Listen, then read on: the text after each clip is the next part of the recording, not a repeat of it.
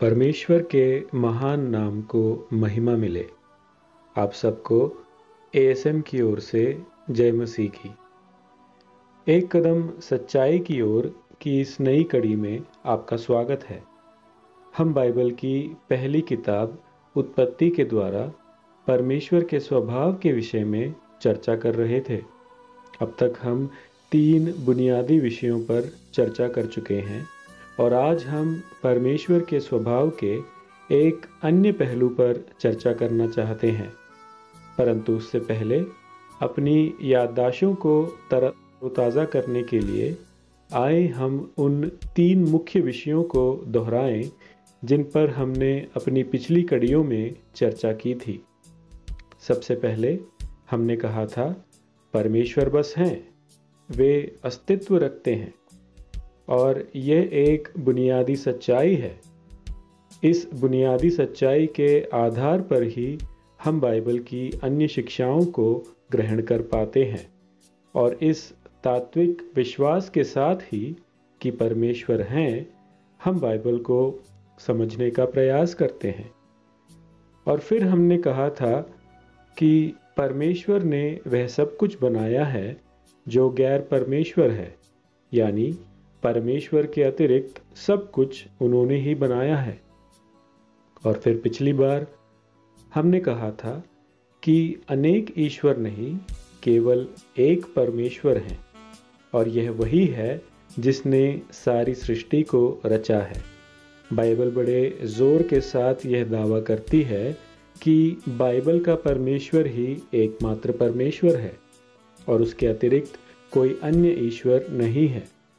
और जबकि परमेश्वर केवल एक हैं, उनकी एकता एक साधारण एकता नहीं है, बल्कि एक जटिल एकता है। इस विषय पर एक विस्तृत अध्ययन हम अपनी आगे आने वाली कड़ियों में करना चाहते हैं। और इस पुनर्कथन के पश्चात आए अब अपने अगले विषय की ओर प्रवेश करें और हमारा अगला विषय है बाइबल का परमेश्वर संवाद करने वाला परमेश्वर है। बाइबल का परमेश्वर कोई कठोर अमूर्त प्रस्तावक नहीं है। बाइबल का पहला ही अध्याय यह बात स्पष्ट करता है कि परमेश्वर कोई गूढ़ कल्पना या कोई अकथ आत्मा या कोई रहस्यमय अनुभव या फिर सभी प्राणियों की एक बुनियादी नींव भी नहीं है। बाइबल के अनुसार परमेश्वर एक व्यक्ति है और वह संवाद करता है। वह खुद को शब्दों में जाहिर करता है और विशेषकर वह मनुष्य से संचार बनाने में दिलचस्पी रखता है। वह मनुष्य से संबंध रखने में दिलचस्पी रखता है और इसलिए ही वह मनुष्य से संवाद करता है। बाइबल कहती है कि जगत की उत्पत्ति से वह मनुष्य से विभिन्न रीतियों से संवाद करता आया है और आखिरकार उसने अपने पुत्र यीशु के द्वारा मनुष्य से संवाद किया है। उसने अपने पुत्र यीशु को मनुष्य के उद्धार के लिए उसके पापों का दंड अपने प्राण देने के द्वारा चुकाने के लिए स्वर्ग से पृथ्वी पर भेजा और देहधारी परमेश्वर अर्थात मनुष्य का रूप लेकर पृथ्वी पर आए यीशु मसीह ने मनुष्य के मध्य में रहकर सर्वोत्तम रीति से परमेश्वर को मनुष्य के मध्य में जाहिर किया। कहने का अर्थ आज परमेश्वर को प्रभु यीशु के द्वारा ही जाना जा सकता है। प्रभु यीशु के द्वारा ही परमेश्वर से संबंध रख पाना संभव है। इसके अतिरिक्त परमेश्वर को जानने का कोई अन्य मार्ग नहीं है।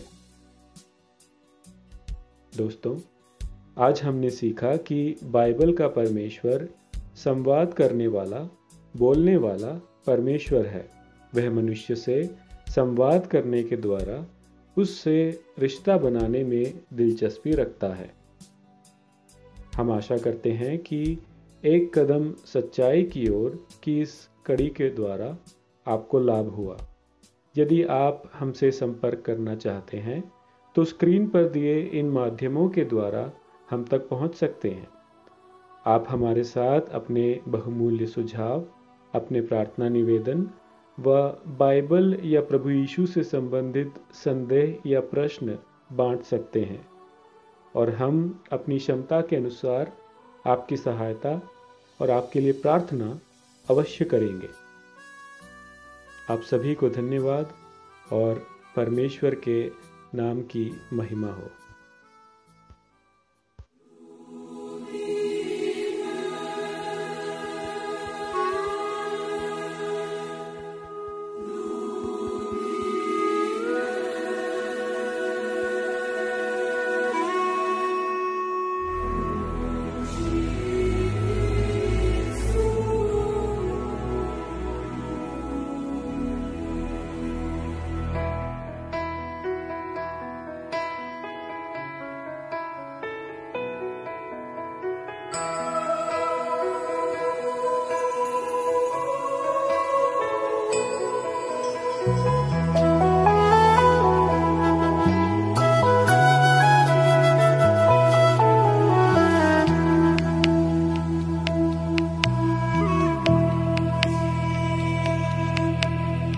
काल्वरी क्रूस पर यीशु बलिदान हुए, उस दिन पैदल चलकर ही यीशु गोलगोथा चढ़े।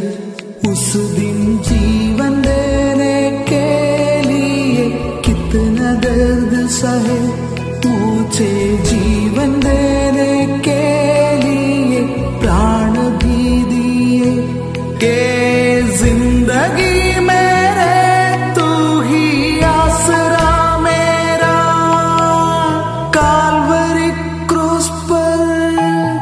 काल्वरी क्रूस पर यीशु बलिदान हुए, उस दिन पैदल चलकर ही यीशु गोलगोथा चढ़े। उस दिन जीवन देने के लिए कितना दर्द सहे, मुझे जीवन देने के लिए प्राण भी दिए। ये जिंदगी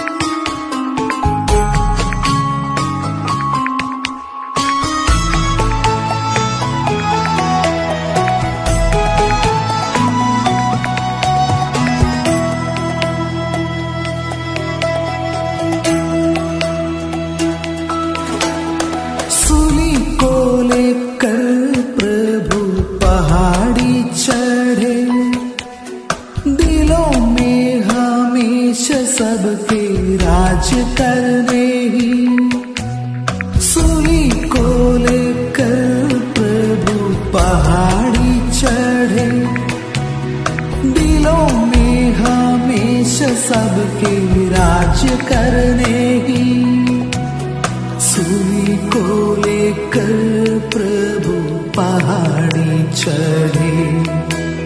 दिलों में हमेशा सबके राज करने। काल्वरी क्रूस पर यीशु बलिदान हुए, उस दिन पैदल चलकर ही यीशु गोलगोथा चढ़े। उस दिन जीवन देने के लिए कितना दर्द सहे, के जिंदगी मेरे तू ही आसरा मेरा। काल्वरी क्रूस पर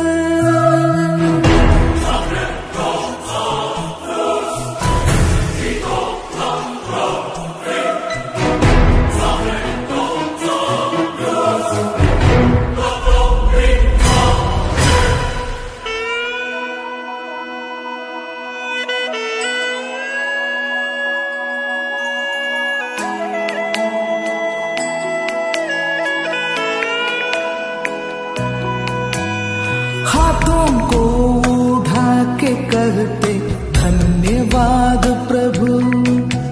स्तुति अर्पण करते राजा दिलों से तुम्हें, हाथों को उठा के कहते धन्यवाद प्रभु।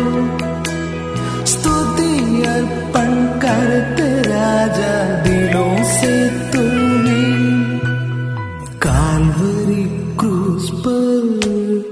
काल्वरी क्रूस पर यीशु बलिदान हुए। उस दिन पैदल चल कर ही यीशु गोलगोथा चढ़े। उस दिन जीवन देने